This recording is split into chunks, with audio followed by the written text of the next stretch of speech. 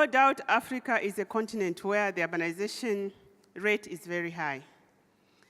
And in most cases, our cities are not well prepared for this influx of people.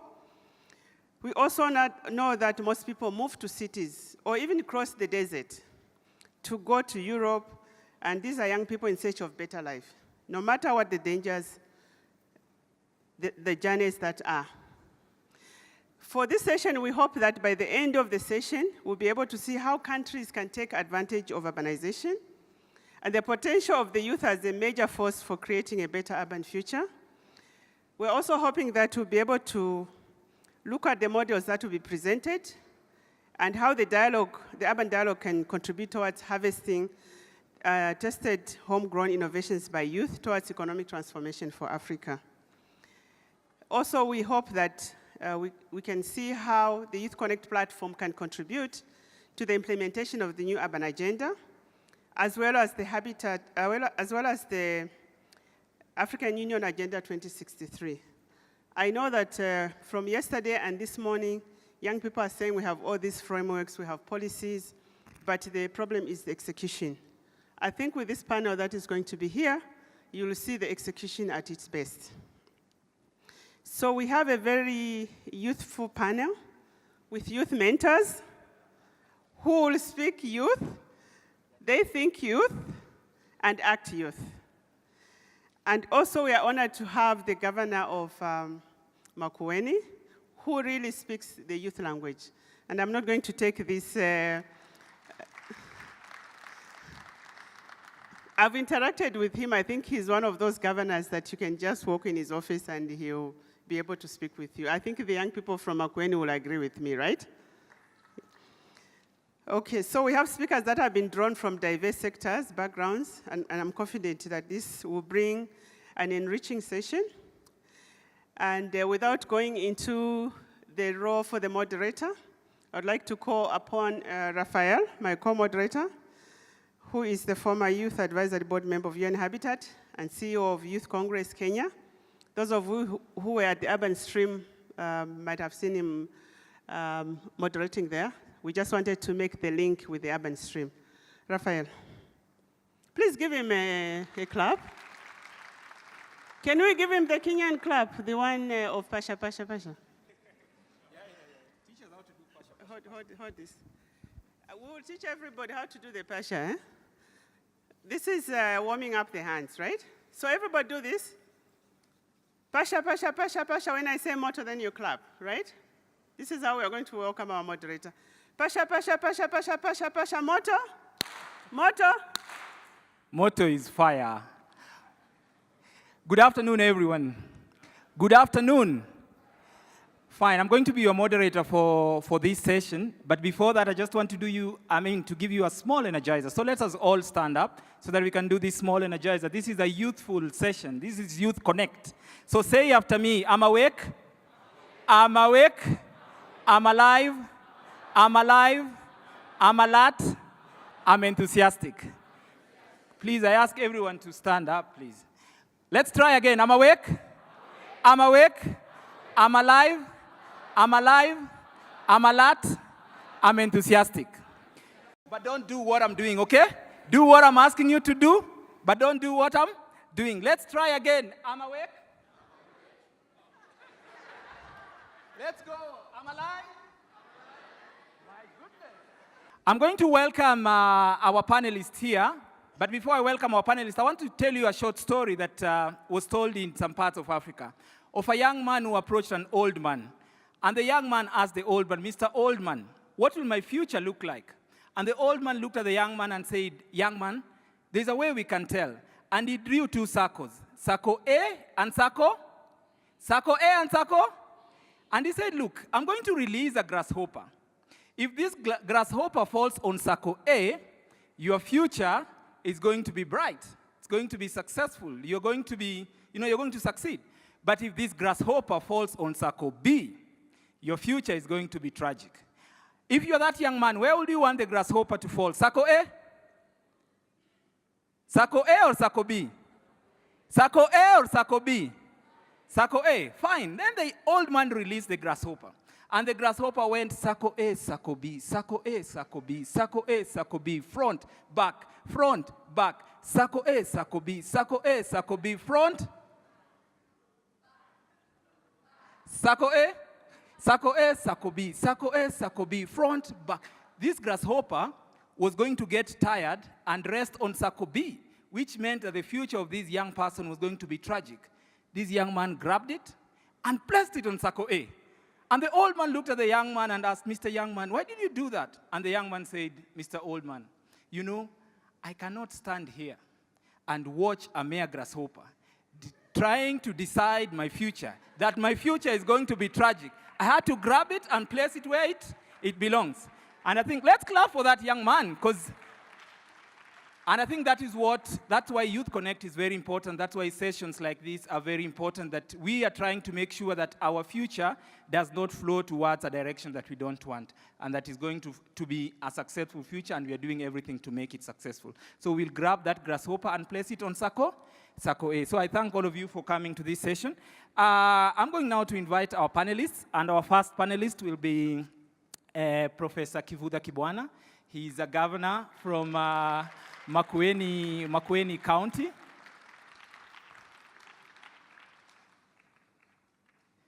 Let's give the governor a proper round of applause, really.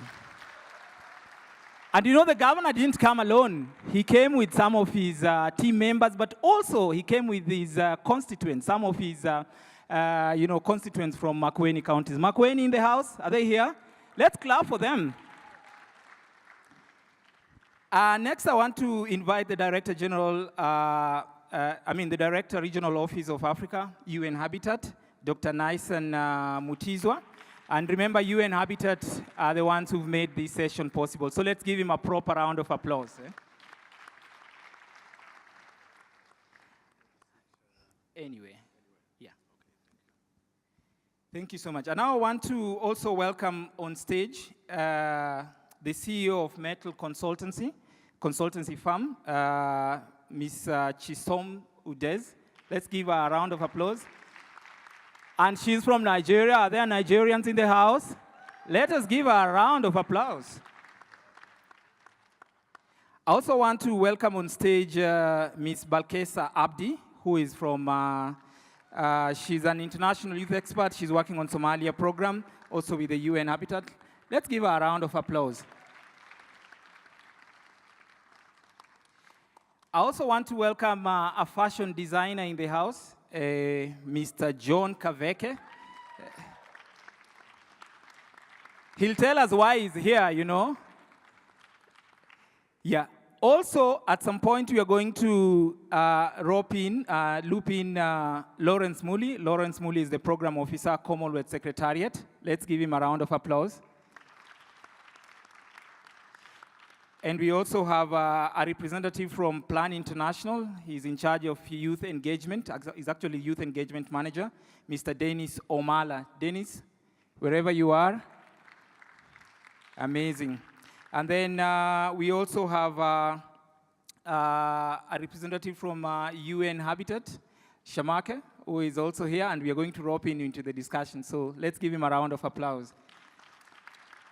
And lastly, also, we'll be reaching out to Farin Mwende, who is from Nairobi, who will also share with us insights from where they are. Let's give her a round of applause. So I'll start the conversation, and I have a few questions for my panelists, but then I will open it up for all of you, because while they are experts and they have a wealth of experience in whatever they are doing, we are also not just here to listen, we are also experts, and there is amazing stuff that we are doing. So feel free, when we open it up for comments, for question and answer, please feel free to engage. And for my panelists, please make it simple and short. It's a youthful conversation, it's a youthful forum, so make sure you have 140 characters. So that is how you are going to connect with the youth. So let me start with Professor Kivuda Kibwana, who is not only the governor of Makueni, he's also the governor of a model county in Kenya, and I can also say a model county in Africa. He's done outstanding work in Kenya, and he's a shining light. But he also reminded me before we got on stage that he's a poet. So at some point, he's going to narrate for us a poem. Yeah, so please be prepared to hear the poem and don't leave until the professor has given us his poem. So Professor, the first thing I wanted to ask you, young people have been talking about, there are being policies that are being formulated but are not being implemented.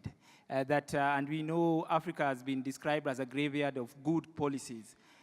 How can we make sure that the policies that we formulate are actually implemented? That is one. But two, how can we also ensure that youth are brought on board in policy formulation? And also share with us a little bit about what you've done in Makueni to empower the youth and how that can be replicated and scaled up at the continental but also at the global level. Welcome, Professor. Thank you very much, and I'm really very privileged to be among so many youthful souls. And I thank also the government of Rwanda for initiating this Youth Connekt experience. And it's my expectation, my hope, that this will traverse all African countries. There are many people from Makueni, about 30 of them. There are many from Kenya, and of course from all the other African countries, and we are happy for this. It is true that many youth-oriented policies are made by governments without much involvement of young people. And that is partly why they don't quite succeed to achieve what they're intended to do.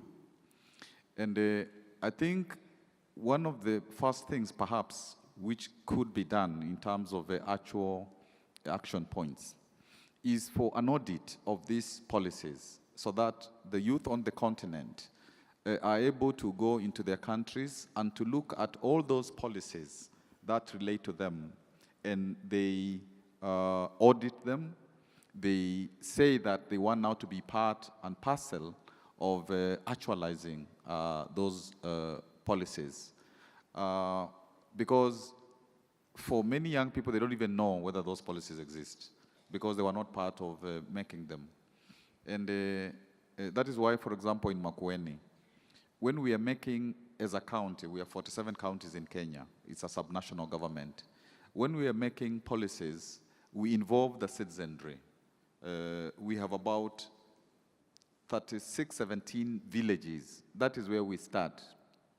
And we have, after the villages, a cluster of villages. It's very much like the Rwandan system of a national dialogue council, where you involve people.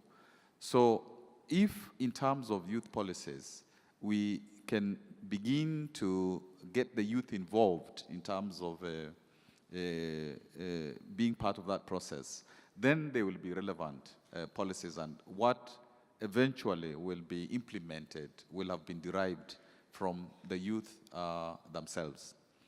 We believe in our county that there should be, and there is, a third government. There's a national government, there is a county government, and there is a third government, which is a citizens' government.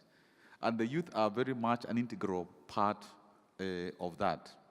So that when budgets are being made, the youth are specifically asked to say what do they want for the county money to do for them, so that the youth sector is part of making that budget. We have those development committees that I talked about, from the village up to the county level, and youth must be in each one of them.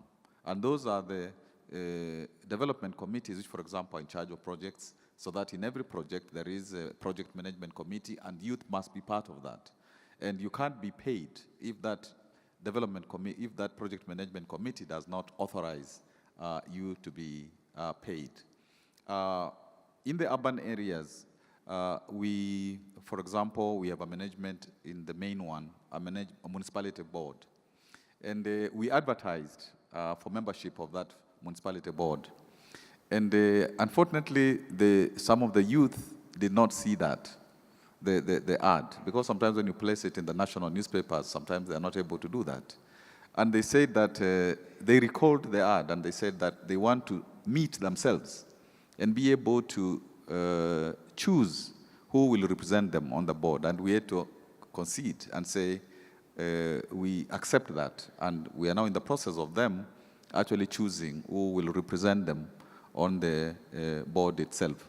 So I think for the young people who are here, one of the things that worries me is, like in Makueni alone, a population of 1 million, we have 350,000 people under 35 years old.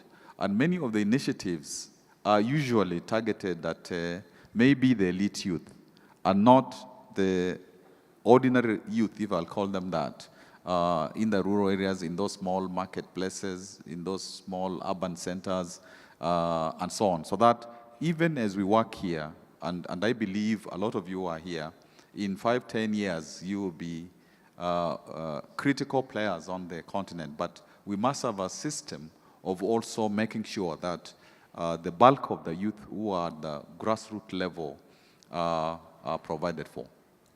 Thank you so much. Let's give Professor a round of applause.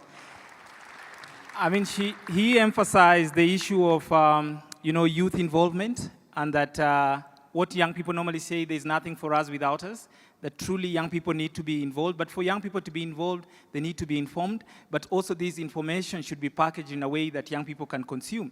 For example, not many young people look at newspapers. So if you put an advert in the newspaper, then not so many young people will be able to access it. So we have to find ways of disseminating this information in such a way that young people can consume it. But he also talked about reaching ordinary youth, and I'll be getting back to Farin about this. How do we reach the ordinary youth?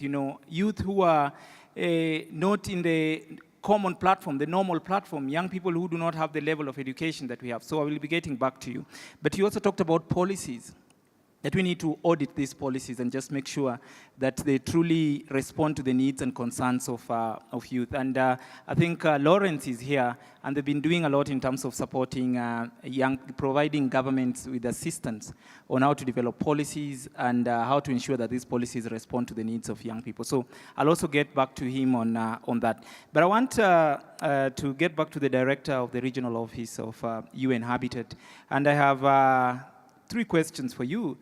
First of all, what do you think is the role of UN agencies, and specifically UN Habitat, in terms of empowering young people, whether we're talking about young leaders, we're talking about young entrepreneurs. But you could also share with us a little bit about some of the models that you come up with at the UN Habitat, to empower young people in terms of enhancing their capacity.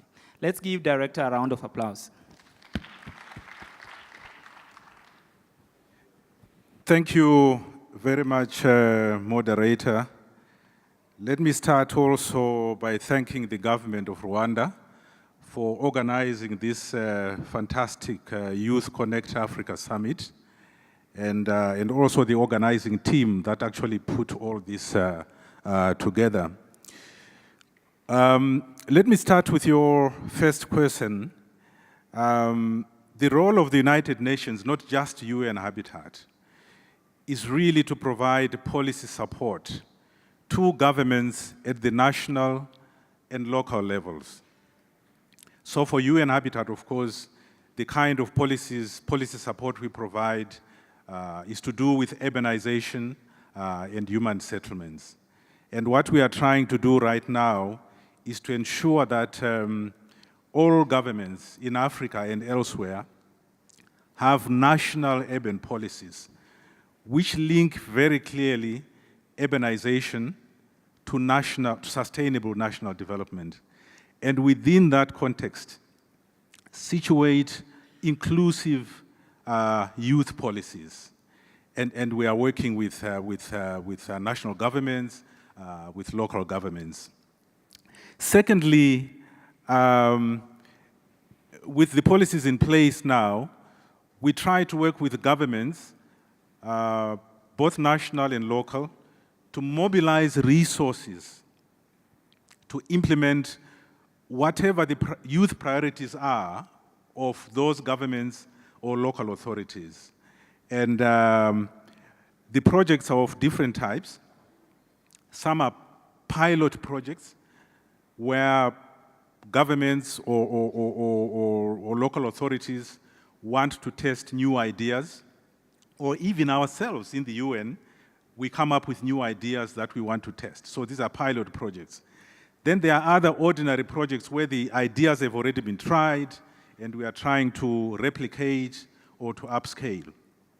So we look for resources together with government and implement those priorities. And then thirdly, a role of the United Nations as a whole is that we have a convening role. We can bring different parties together. We can scan the whole world and bring knowledge and experiences together and share that knowledge and experience with all governments, both national and local. And we have quite a number of platforms for doing that. The World Youth Forum, which is normally held during our World Urban Forum, and quite a number of other platforms. Now, coming to the models very quickly that we have experimented with. In the morning, one of my colleagues from UN Habitat mentioned the Urban Youth Fund. This was a very interesting experiment. I think it started in 2009, and it was funded mostly by the Norwegian government. And we were giving small grants to youth groups, to start initiatives, whether it's in the area of leadership, whether it's environment, or income generation, innovation, and entrepreneurship. This was really supporting them to initiate their own activities. But we also learned a lot of good practices from the youth. The One-Stop Youth Center, and I'll stop there, I will not go beyond. The One-Stop Youth Center, which most people here are aware of, which actually started in Kenya, but came to Rwanda and became big here. And so that has become one of our prime models that we are trying to replicate in different countries. And I understand here in Rwanda, there are going to be one-stop youth centers all over the country. So it's become more of a policy. We are working in Somalia, we're working in the DRC, and many other countries are asking for similar support. And finally, we are also in Kenya, where we are based. We are working with the counties, including Professor Kibwana here, in this area of youth. Thank you very much. Thank you so much. Let's give Dr. Ari a round of applause. Thanks, Doc. And Shamaki will be getting back to you so that you explain to us a little bit about this model. I like the way Dr. Nysen was saying all of us are aware of this Urban Youth Fund. So I think we are going to do a quick check just to see if all of us truly are aware of this, but you'll also share with us a little bit. But now to Balkisa Abdi. You are international youth expert, and you guys are implementing an interesting model in, within your Somalia program in terms of, addressing youth unemployment, creating jobs for the youth, but also providing them with a platform, whether they can get skills and, develop their capacity in terms of one-stop youth center, just connecting it to what Dr. Dyson has said. Share with us a little bit about that and where are the gaps and what do you think needs to be done? Thank you so much, Rafael. Yeah, thank you so much. Let me join you, the rest of the panelists, in thanking Rwanda, our host, for making this possible and hosting us to debate about these important things about youth. Well, as mentioned earlier in the morning by my colleague Ali, we focus actually on skills development, because how can these youth get employed? They have to, first of all, and I echo what the Prime Minister of Rwanda said yesterday, skills, technical and vocational skills training is very vital. This might not be something that they get in universities, so they need to be trained first on technical and vocational skills to support them in peace building, because Somalia is a unique environment, post-conflict area. How will these youth feel if they are not employed?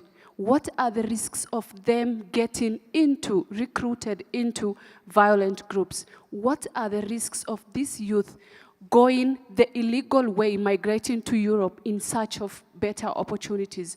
So our role here as UN Habitat is to build employment success through skills development. And we have a very amazing project that I can share, the Shaqaiso program, which is mainly, Shaqaiso means to work in Somali. So we focus on integrated trainings. We have life skills trainings, vocational skills trainings, which focuses, as earlier mentioned by Ali, on construction, because Somalia has booming construction industry. So we teach them basics on how to do, basically with local materials available, how to do tiles, how to do interlocking, and at least have that basic skills on construction to get into the labor market. And this life skills training has also been very positive, which is now integrated with the Sports for Peace and Development, which gives youth a safe space to come together, play together, and feel that they are also part of the country, and they are also definitely part of Africa, because despite the complex context they are in, they are part of Africa. And sports, one interesting thing that I would like to share, if we have Somali girls here, is they don't have a culture-friendly space for sports, and we are promoting that, and that has definitely registered a very positive records. And how others can learn from these models that we have, as mentioned by my director, Nason, we have it in Nairobi, we have it in Kigali, and many other cities.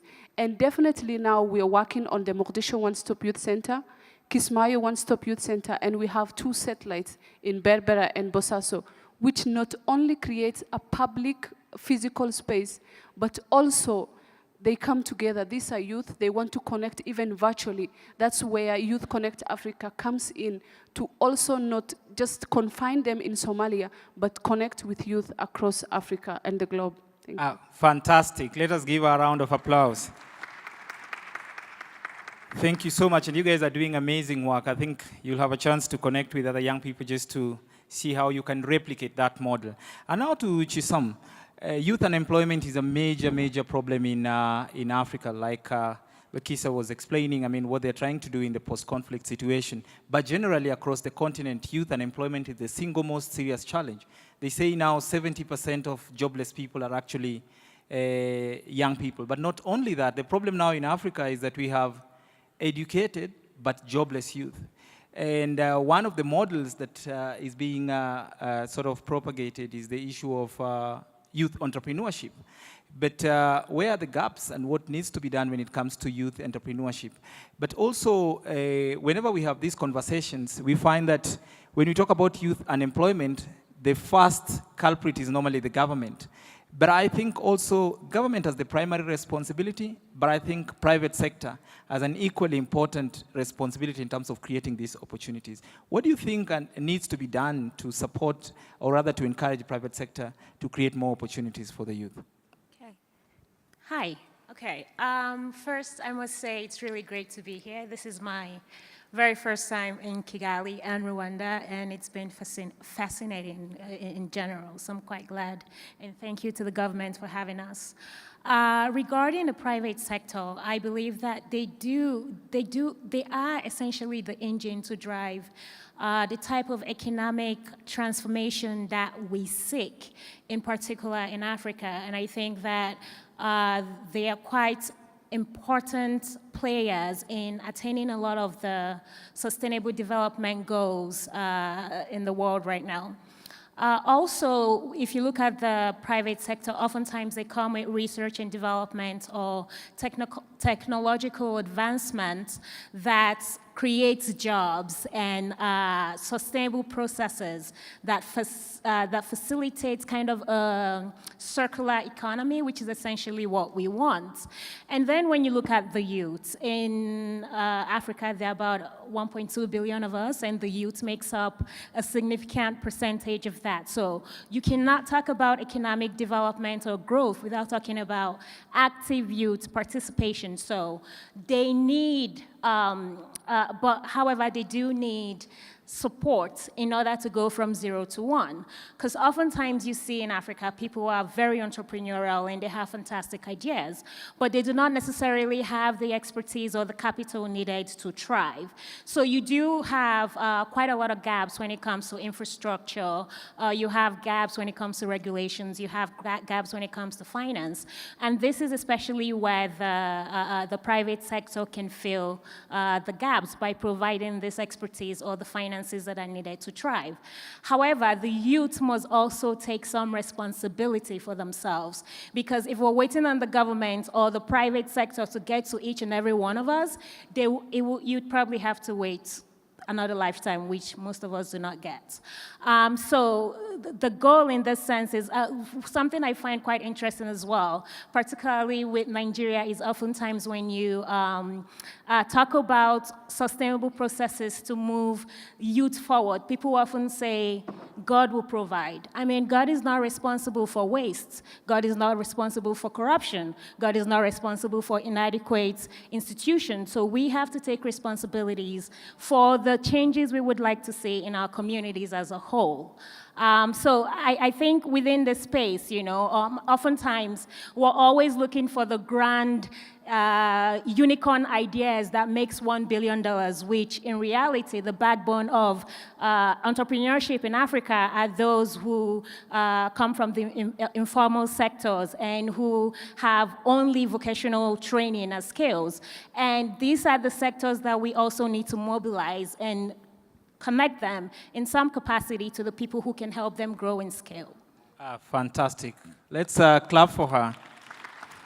Thank you so much. I think she's emphasizing the point that, Africa is extremely youthful, and Africa is youth. Youth are Africa, and we cannot leave Africa behind. So every time we leave youth behind, then we're just leaving Africa behind. And also, this notion of Africa rising. Africa must rise with its youth. It can't be Africa rising, but the youth are not rising. We also need to help young people to rise. And now to our fashion man, Mr. Kaveke. Tell us the connection between fashion, technology, and smart cities. Thank you very much for giving me this opportunity. Basically, I can just give you an idea of what I was involved in that connects with what I'm doing right now. I was involved in a project where three designers were put together to come up with, a clever way of addressing the African issues. And this was created on a project that where we were supposed to create stories using data from these unique cities. And for me, I think immediately after the project, I asked myself, the question of, is this going to end here? And this is something that really needs to be addressed. And I'm so happy that I'm actually here, because now I speak from one of those unconventional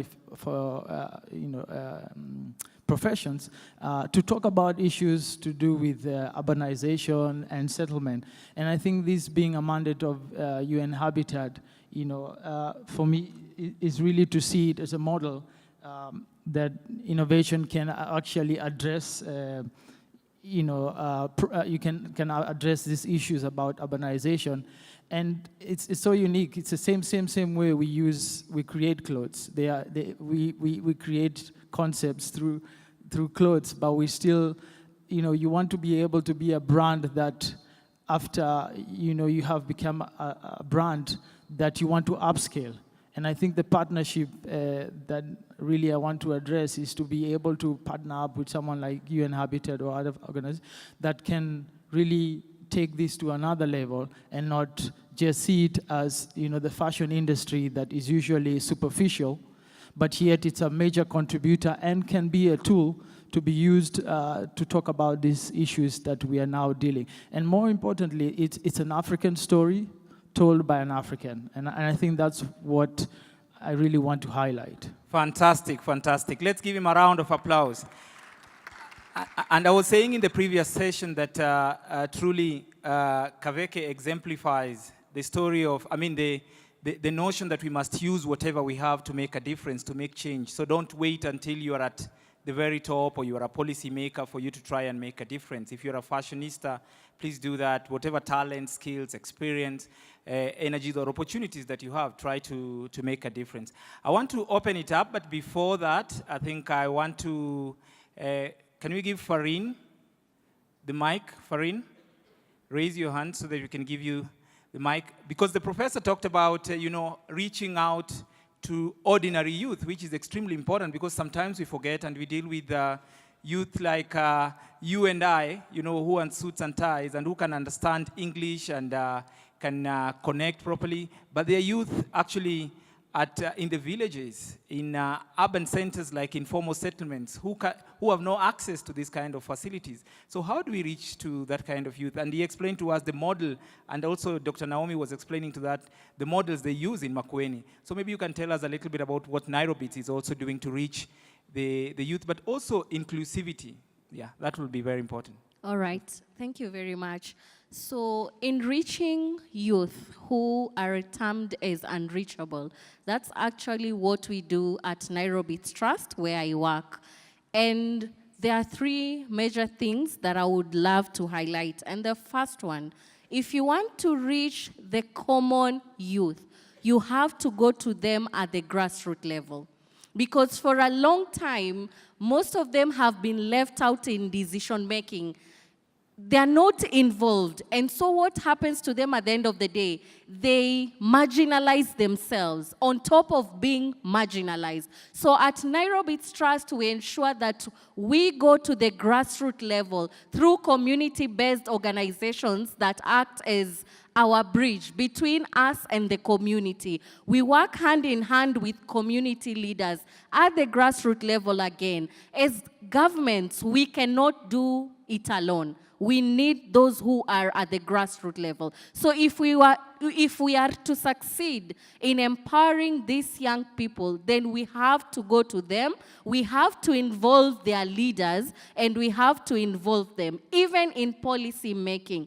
On the issue of inclusivity, most of these young people think that they have nothing to offer because they're not consulted. When decisions are being made, they're not asked for their input. But no matter which ethnic community they come from, which tribe they come from, whether they're living with disabilities or not, we believe that every young person has a voice and they can contribute to making Africa better. So it's important to include the voice of every single young person in the communities and in the countries where we do our work. Then the other thing, at Nairobi, we believe in consuming what we produce. What am I talking about? 100% of the staff at Nairobi Trust are actually below 35 years.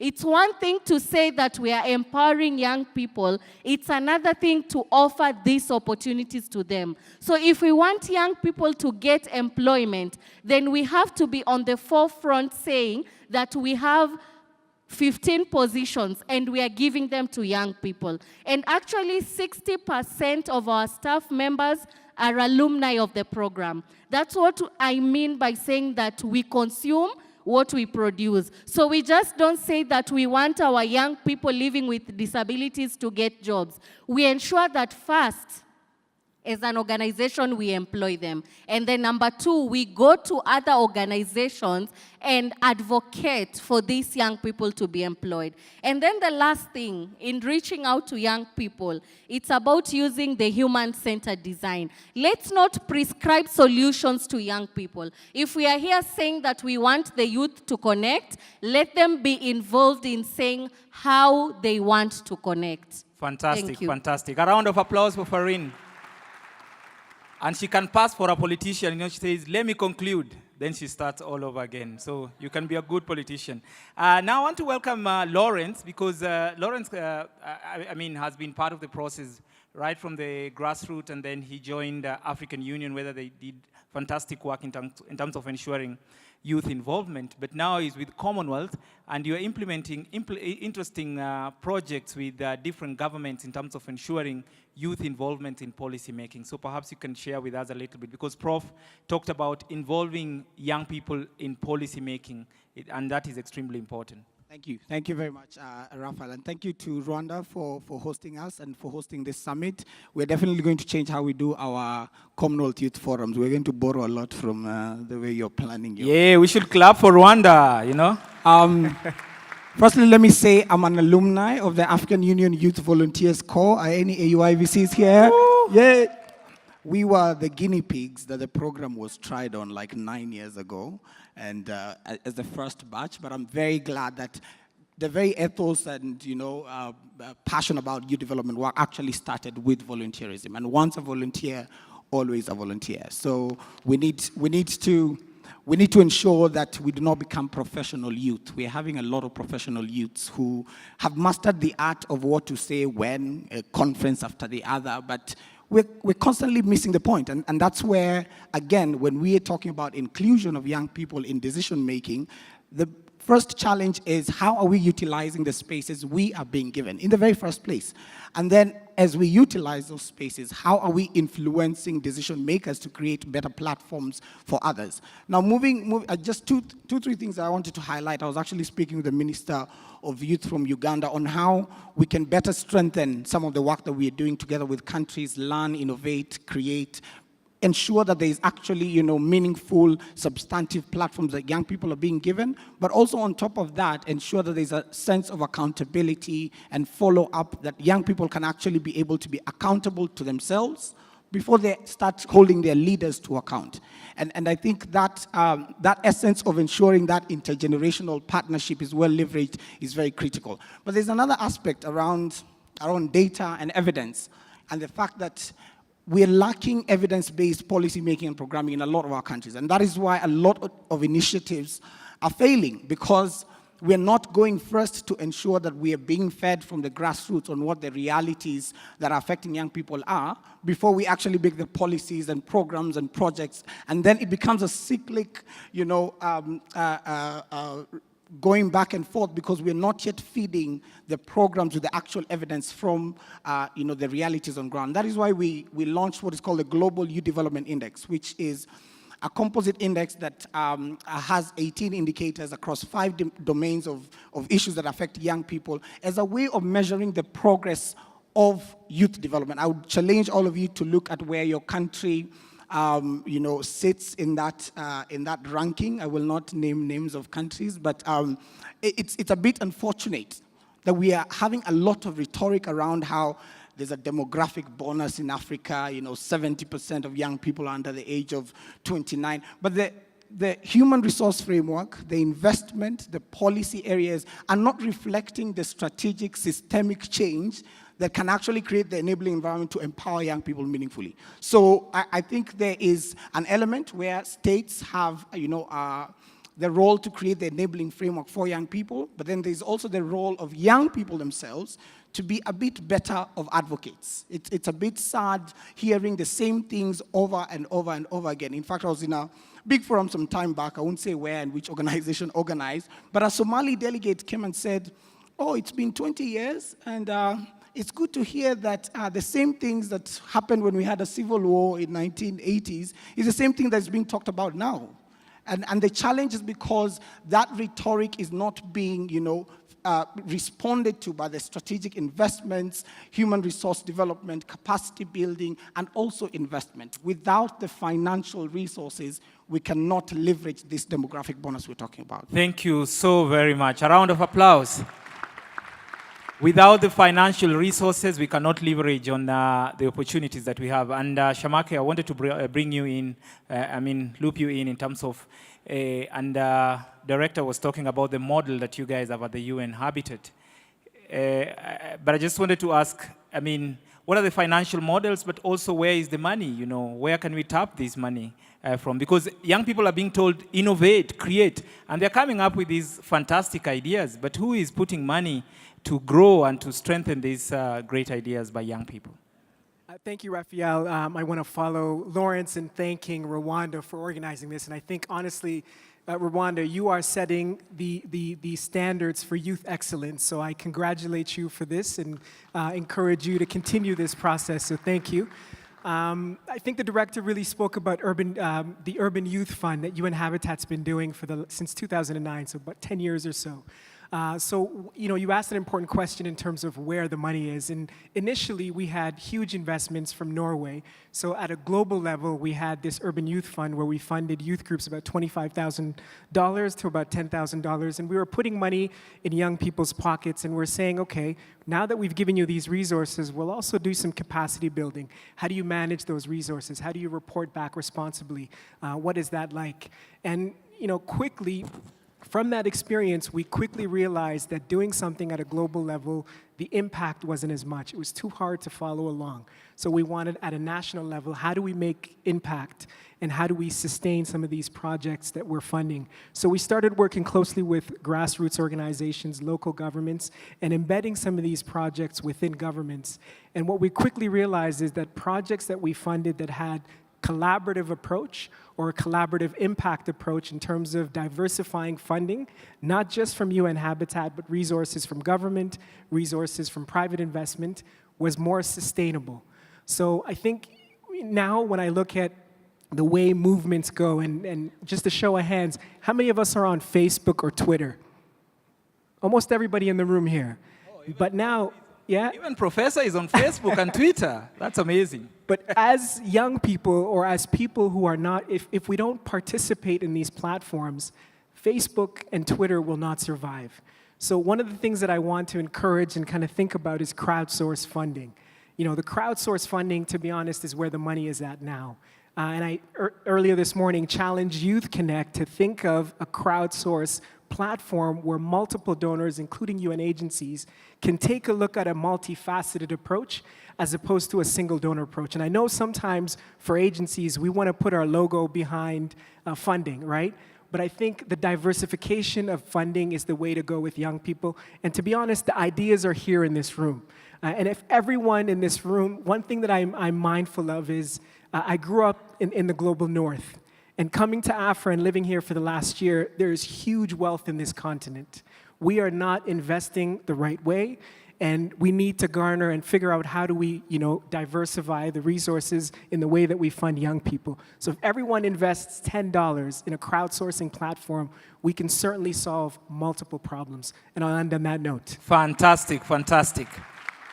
I think that's a nice segue now to invite all of us, people who have questions or comments for the panelists and for anyone in the audience to share them. And I think, Shamaki, you ended up at a very strong point, that youth are the greatest asset that we have in the continent.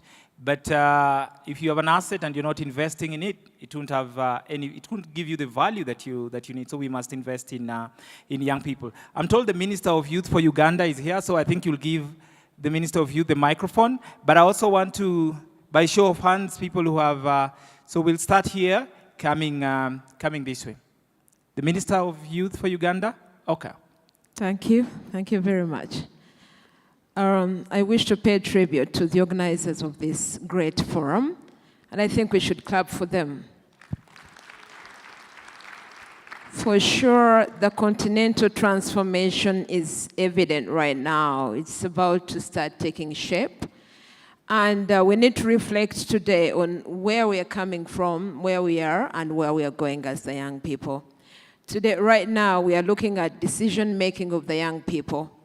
And we've just been rightly told that it must be associated with financial infrastructure to enable the young people to ably participate in decision-making. I'm going to take a case of Uganda, for example, the Ugandan government, which was held by the Commonwealth for the leadership structures that sprang right from the village. A group of people right at the village level, sub-county, district, maisonette, come together to elect their leaders. And right up to parliament level, we have 5 members of parliament directly representing the young people. And then you have, at the district level, you have 5% of the budget, the income that comes from the local area, must be reserved for the youth work at that particular, the smallest unit. So that you lay down these policies and plans, it doesn't mean that you are successful in year 1, 2, or 3 in putting them into practice. But first of all, you must set the standards that there shall be youth representatives. There shall be income that goes into, first of all, the pockets and allowances and remuneration of the young people to enable them do their work. It's not enough to get them into positions, but it's more important to enable them financially to do their work. So we are looking at making decisions that you might not be able to push into the mainstream. If you work with civic actors alone, you might make decisions and leave them there. But you must be part of the government or local leadership at any level in the country. When you look at East Africa, for example, I do not agree with my colleague yesterday who said it's pretty hard to move around. It is harder to move around in the developed world. It is a nightmare. And you find that people give away all they have, land titles for their parents, just in getting a visa to UK or to US for that matter. And then beyond that, the youth who work in those countries are equally marginalized. They are offering labor as low as a piece of job that a white person cannot do here in the black continent. So there's, even at that level, there's marginalization. So as we are here today, let us try to ensure that in all our countries, there's representation from the village level legally in the mainstream government. And even when that is done, let us provide money in the budgets of these governments to ensure that the youth who are appointed can be able to live and make sure that their policies and plans are put into action. And lastly, as they leave those offices, there must be continuity. For example, you find someone who is a member of parliament at 19 years, and after that, the guy is lost, cannot equally compete. So that's a challenge. So they go back to the mainstream and they're already floating on the water. So we must build and sustainably ensure that even the senior youth can be able to live happily thereafter. Thank you so very much. You know, I wanted to stop the minister, but I didn't know how to stop her also because she's a minister of youth, but also because she was saying very important things, and I think it's very, very important. We must ensure youth representation, but we must also ensure that we do not just create policies. We must ensure that we set aside budgets to implement these policies, but also these programs. Okay. Oh, there's a mic there? Yes. Let's start here, then I'll come back this way. Please be brief, 30 seconds. Your name, where you come from, your comment or your question. Yeah, I'm Seventh Patrick from Uganda, Straight Talk Foundation. And I have a comment and a question. Can you give us the question instead of the comment? Yeah. And else we'll give the comment. The comment leads to a question. Yeah. Okay. So your question has part A and B. Yes, okay. part A and B. I would like to thank the Excellency Paul Kagame, who once said, African leaders are very selfish. They only go to Europe to talk about our problems, to get that opportunity to take a photo with the president of Paris, the president of New York. Instead of staying here in Africa to talk about our problems, I think Youth Connekt, it is a platform that he had talked about. So I really thank him. My question goes to the UN representative. Who is a young person or who is a youth? Because we have seen people applying for grants who are 70, claiming to be young people. So how are you going to address that? Who is a young person according to UN agenda? Thank you so very much. Give the lady next to him. Thank you. My name is Cynthia Chofna. I'm from Uganda. And before I say anything, I would like to recognize the Minister for Youth and Children Affairs from Uganda and the Commissioner. They made it here. So that speaks way too much. Also, today is Independence Day. Happy Uganda. Independence, Uganda. Let's clap for Uganda, really. Yeah. Yes. So just my comment and question. My comment is, I think that the discussions we've had are very imperative and very important. And I feel that the Honorable the Governor. gentleman, yes, the governor mentioned that we have to get to people on the grassroots. But I feel that everyone in this room has a story. They could have come from the grassroots. So what I feel should be out of this discussion is, for example, Mr. John Kaveke says, I have this opportunity, any people in the house that are interested in fashion should come and pitch to me. We just need commitments out of this. We should move from speaking about the problem, and you get it? Amazing. I got this myself. And just a personal question to the lady from Somalia. I'd like to find out about, she spoke about skilling. So I'd like to find out, these young people, are they paying for the skilling services that you're giving them? How are you able to sustain them to join the program? Because I work with a youth network back in Uganda, and you will not convince a young person that has spent over 22 years through school to settle for vocational training. So I just would like to know what they are doing as an organization to have them on board. Thank you. Fantastic. Young people are looking for opportunities. So what opportunities are available in this panel, but also across the room? So not just what is not working or the solutions that are there, but what opportunities are also there. Thank you so much. That's Uganda's corner, or what? You're also from Uganda? I'm from DRC. Uganda. Oh, from the, okay. My name is Diavi Kubuya, and I've got a general question. So, okay, please, proceed. Is gentrification a reality in Africa? If yes, why we don't talk about it? And another question is to the specialist, or the representative of UN Habitat.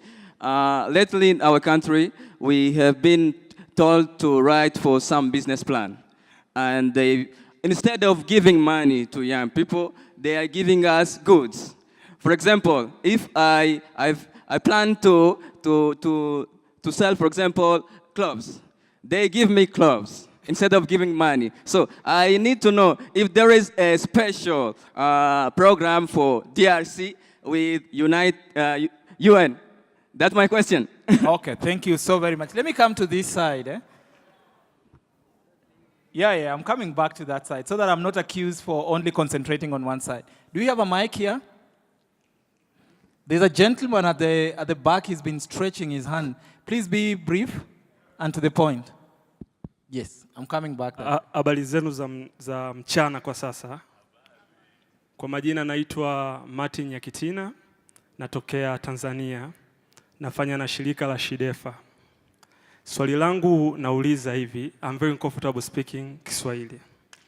Swali langu nauliza kwamba tumekuwa tukiwasaidia sana vijana katika kundi fulani la vijana, kwa sababu kuna makundi ambayo yako chini zaidi, ambayo yapo katikati na ambayo yako juu. Kijana ambaye ana uwezo wa kuomba hela ili aweze kuanzisha biashara, huyu ni kijana ambaye amejitambua kabisa.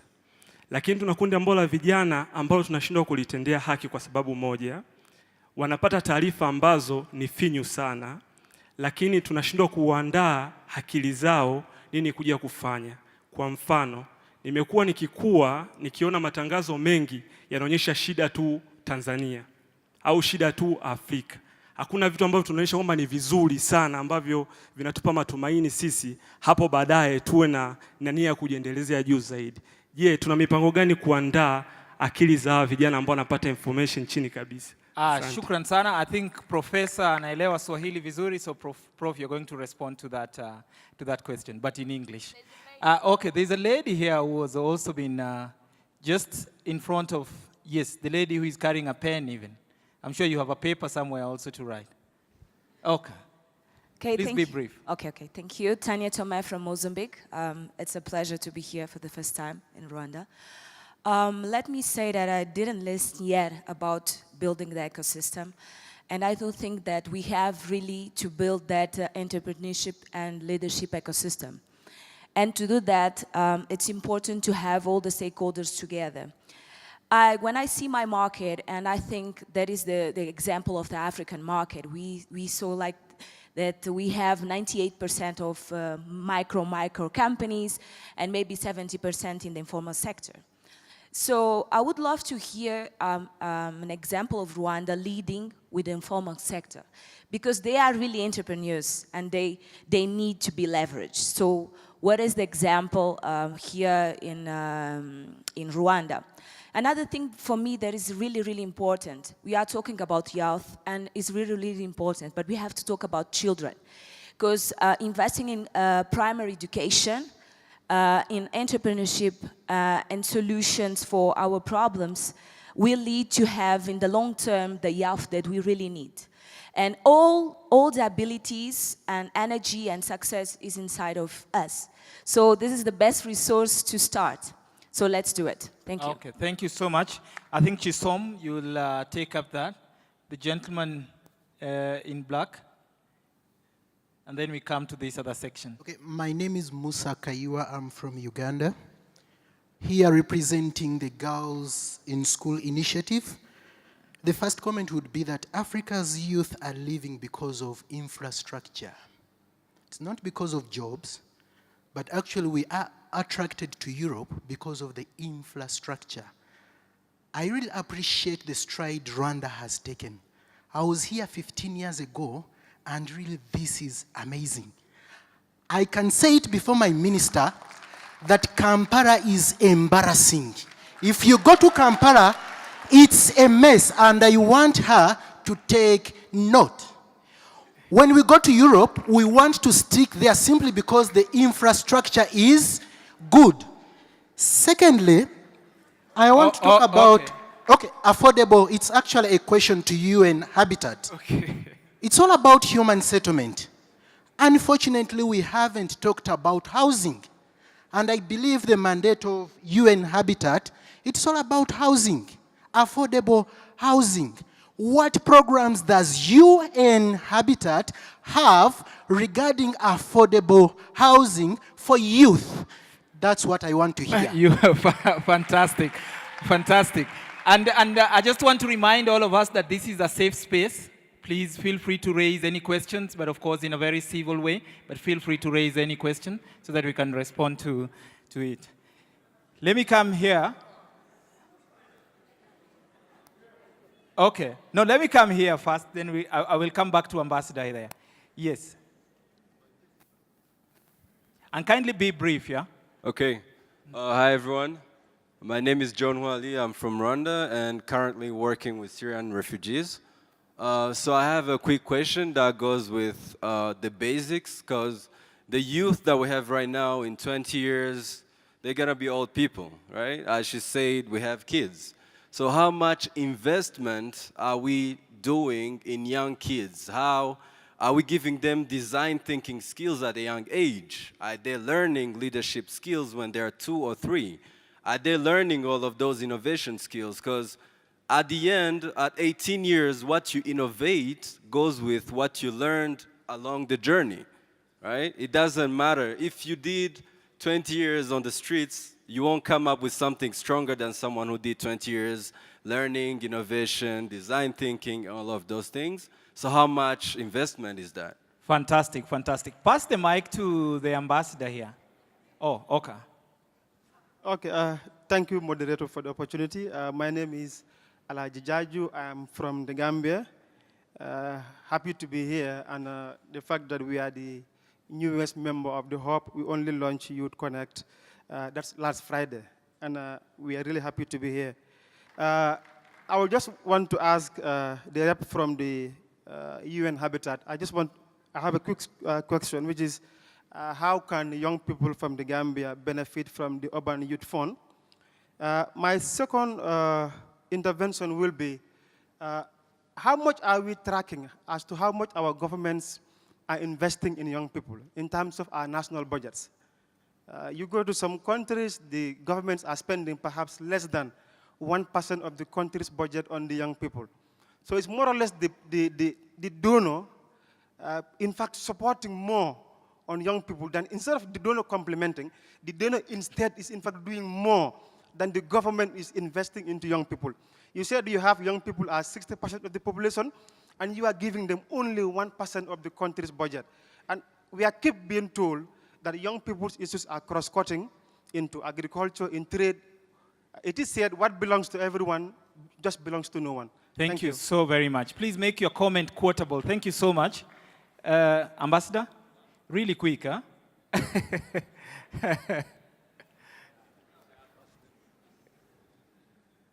Good afternoon, everybody.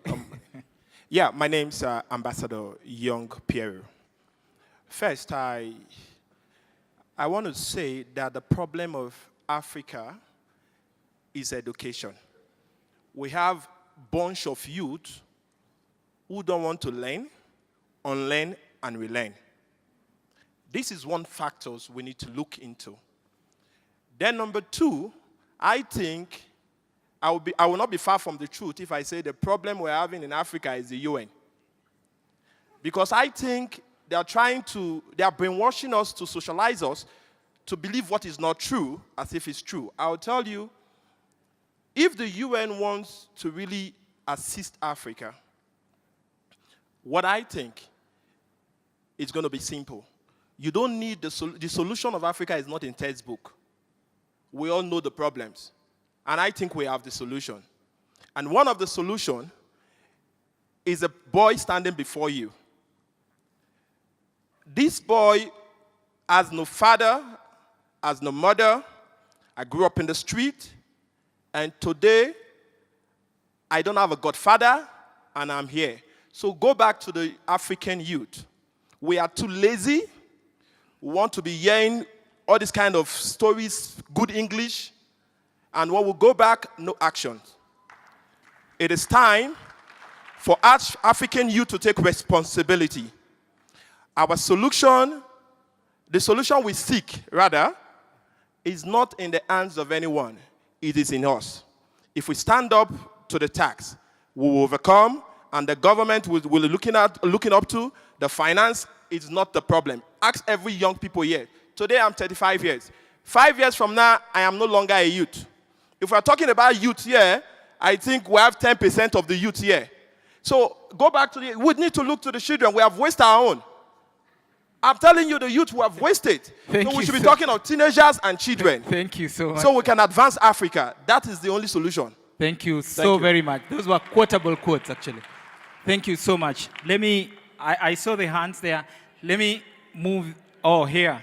Fine, let's, just one here, then we come back to the panel, and then we'll have another round. And I saw your hands, actually. Thank you so much. I want to go straight to my question. Yes. My name is Betty. I'm from Rwanda. My question is, we really always talk about youth empowerment and job creation for youth and their participation in the high-level positions and decision-making positions.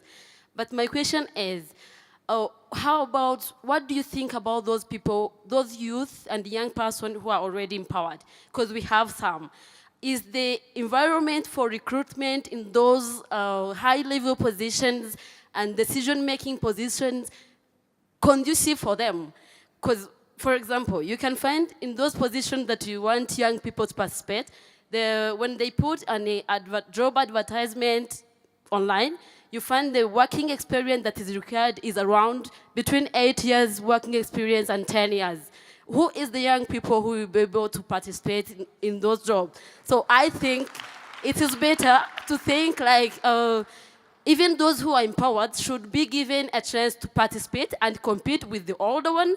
If they show their competencies, they can be given those chances. Thank you so very much. I want to come back to the panel really quick, and you had very, very specific questions, and I think that's a nice segue that youth are being empowered to do what, you know? Youth are being empowered to do something, but who is giving them that opportunity? So I want to start with Prof, some of the specific questions, but also your general comment really quick. First of all, I don't think youth can be empowered by anybody. Empowerment is something that, at the end of the day, you do for yourself. Somebody can facilitate. Somebody can help you along the journey. And therefore, I think, in terms of the philosophical paradigm, it must be youth who empower themselves. And that's why I'm very happy, because many groups here are trying to help, not to empower the youth, so that they can come to a position of empowering themselves. I think one aspect which I didn't hear perhaps discussed a bit is the question of funding. Even the young people themselves are capable of raising funds for themselves, not even like at the grassroots level in the small towns. You get, for example, youth who are in boda in Kenya or motorcycle taxis, and I've seen some here in Rwanda which are quite advanced, because in Kenya, one carries 4 people. Here it's just one person with helmets. And from my county, they actually raise money, they get into a cooperative, they even advance and are able to invest in other things. Some of them even investing in building apartments in Kajiado. So I think that aspect also should be looked at, how youth can raise funds among themselves. And I think from the question from Tanzania about good practices, I think when also that story is told of what are the good practices that are happening, I think that's very, very important, because it also makes the young people know they are able to achieve, even at a very low grassroots in the urban areas. But I think perhaps the message I would like to share is youth should not wait to be helped by governments. Youth should be able to organize themselves. Like in our county, we are saying that there should be a youth empowerment service that is youth-led, youth-driven, and they can work with the government, national, county, they can work with the UN Habitat, and they are doing that, so that actually the solutions are coming from the youth themselves, and even in terms of actually having a movement within the sub-national government, within a national government. I think one has to get the initiative, because if you wait for governments to be able to help you, you may sometimes wait for a very long while. But if you work and they see that they must now come and be with you because you're very powerful, then of course they will come and they will be with you. Finally, at the sub-national level in Africa, you're getting many young people involved in those governments, in that political arena. And unfortunately, sometimes when some of the youth are involved, who are very progressive and are involved in the political arena, they lose out. They get co-opted. They lose their voice. They are muffled.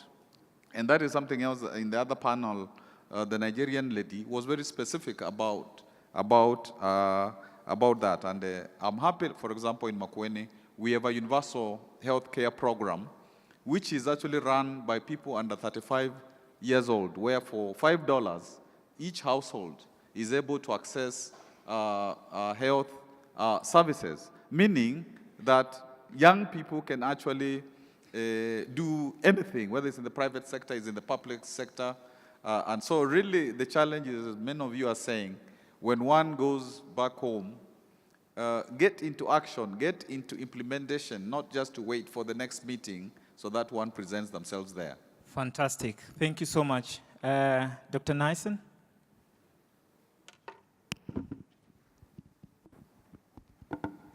Okay, I'll try to go through the specific questions that were asked of UN Habitat. Who is a youth? We normally, when we are working with governments, we work with their own definitions of who is a youth. We do the same also with urbanization. What is a city, what is a town, and so on. But more commonly, from what I know, between the ages of 16 and 35 seems to be the consensus of many definitions. Coming to a question, I think somebody from the DRC asked about a UN Habitat project which is not giving money. I'm not aware of that one, but we can talk about it after this session. I know in the DRC we are trying to do exactly what we did here in Rwanda, and also what we did in what we are doing in Somalia. That is to set up one-stop youth centers. Housing, affordable housing. Yes, the question is, we went through a period in which the focus kind of shifted away from the traditional focus of UN Habitat on housing, and we kind of shifted towards urban management, urban planning as a whole. But I think we are refocusing, and we have a huge program which is global, the Participatory Slum Upgrading Program, which covers African countries, the Caribbean and Latin America, and also Asia and the Pacific. And in there, we try to use what we call the people's process, where when we get to the level, to the stage of implementing programs, housing programs, then we make special provisions for youth to be integrated to provide the skills that are required. But that also comes along with capacity building. Now, Gambia, the Urban Youth Fund, unfortunately this fund has come to a close. It operated for quite a number of years, but we are always looking for new opportunities of replicating this kind of approach. Talking specifically about Gambia, we have designated a colleague who is here, Mutinta, is now going to be responsible for Gambia. So you can talk with her about, and she also happens to be our youth expert in the Regional Office for Africa. Now, the UN is a problem and not a solution. Well, let me say I'm glad the questioner also answered his own question by saying we have the solutions ourselves. And as Professor Kibwana has said, youth, nobody can empower youth. Youth need to empower themselves, but everyone else, including the UN, can facilitate, can facilitate that empowerment, facilitate sharing of ideas and solutions. And this is exactly what we try to do through these one-stop youth centers by creating space in which youth can come and share their issues, their challenges, but also their solutions can be empowered with capacity for employment purposes, but also for entrepreneurship. So let me stop there. Thank you so very much. A round of applause for Dr. Ari. He answered both the simplest questions, but also the difficult ones. That was really good. Bakisa. Thank you. The beauty of having our director in the panel. So I wouldn't answer where the money is or why this and why that. So to go direct to the question asked by the lady on if youth are paying for the skills. No, youth are not paying anything for the skills, and definitely this is a joint program. We are partnering with other UN agencies, UNDP, ILO, UNIDO, and FAO. So it's a joint effort, and also with the federal government of Somalia. So youth are not paying for the skills, it's free, and we are connecting them to local employers. And if I give you one success example, so far, about 1,000 youth who have been recently trained, 350 were already placed on long-term and short-term employment, which is a very positive thing. And they are the drivers of all this. So having them on the table, not working them, but definitely working with them works a lot. And one thing, if I just respond in 3 words in Swahili from the guy from Tanzania, wewe unaye fikra na uko na opportunity, umeshaungana na Waafrika wenzako, ndiye unayeweza kubadilisha fikra ya youth wenzako pale Tanzania. Thank you. Thank you so very much. I hope there's a channel to translate that. Chisom? I think the question was specifically about Rwanda, which I cannot really speak to beyond the fact that it's quite impressive, the transformation going from a country that was synonymous to genocide to being one that is synonymous to environmental sustainability. But with regards to skills for, say, people who have vocational skill sets as opposed to, say, high-level SMEs, I think that what separates most people from progress or thriving is opportunities.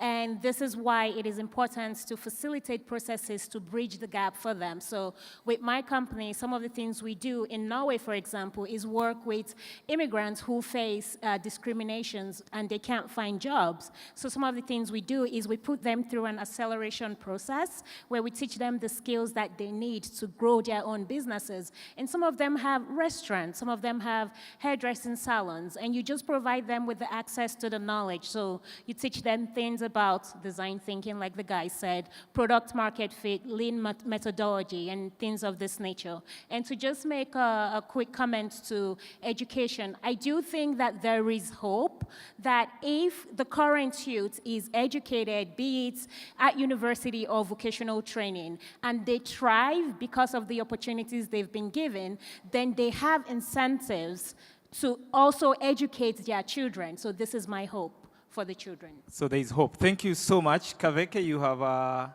quick one? Yeah, I just wanted to, point out two things.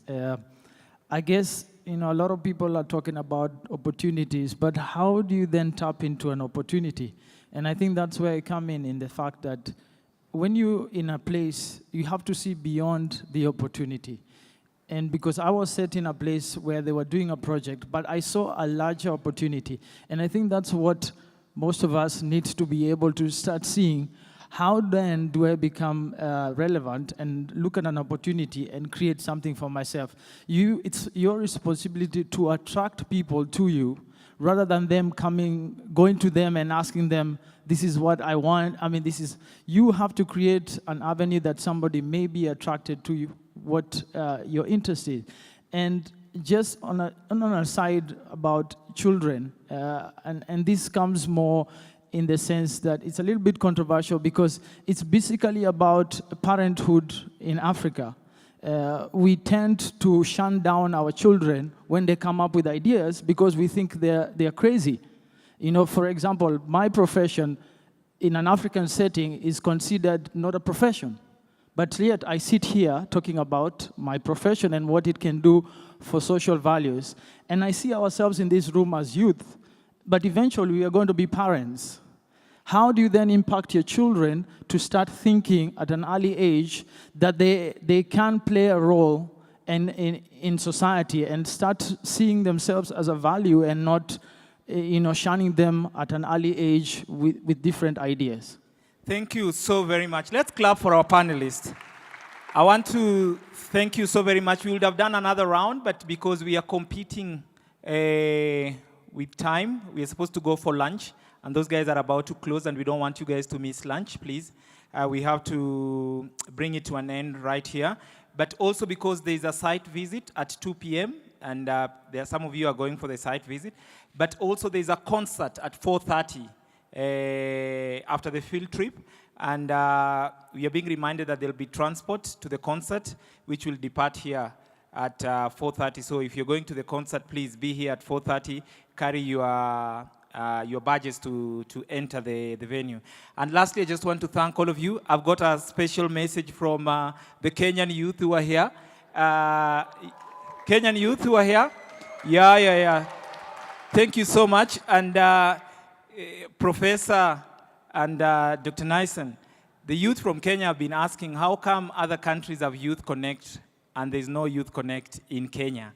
So they've asked me to give you that special responsibility to ensure that in 2019 we will have Youth Connekt Africa Summit in Kenya. So you can do all that you can to make sure you lobby, and we will be welcoming other youth. Other than that, I want to thank the panelists, and I want to thank all of you, and wish you all the best. Let's keep engaging, let's keep interacting, and let's continue the conversation. Thank you so very much.